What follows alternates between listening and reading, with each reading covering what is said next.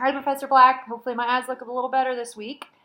Okay, so this week's readings I probably spent the most time on, or last week's, than I have yet, which says a lot, because there's a lot of time on the reading. But what I felt like I had to do was, because it was so much information on the same kind of topic, and I just felt like I could go down these rabbit trails that weren't going to get me to the right end result. So I had to identify certain things that made sense to me.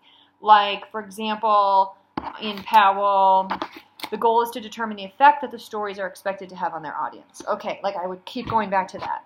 Or Tate said, the point is in interpreting a story, the reader must move beyond what is said in the story to what is said through the story. I had to kind of keep going back to that. There was another one I liked. Oh, this is probably from, okay. Discourse analysis thus examines text as an act of communication and not as a window into historical past. I have a lot of examples of those, but I had to kind of keep going back to those truths to keep me on the right page, quote unquote.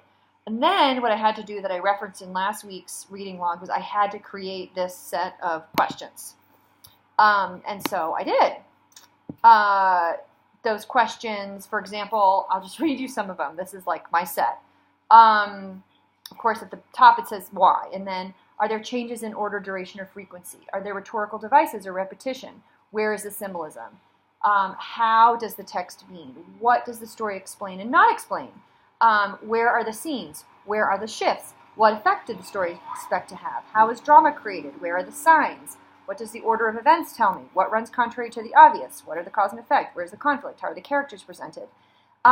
So I went through and the reading, and on the margins of all the reading, I would write the questions out. So all of that I just described is all in the margins of the readings.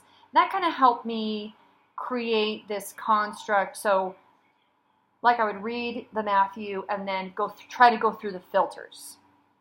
Now that's very difficult to do in the word count we had, but anyway, that was what I tried to do, and that ended me up where it ended me up, but that was kind of the experience I had with the reading this week. I was tempted to want to build on what we kind of learned in the weeks prior, but that's been another thing that's been a little bit of a challenge, is just focusing on this style, on this method of interpretation. Anyway, I'm looking forward to pulling it all together in the end. So, that's it. It's been a good week. Off to the next one. Thanks.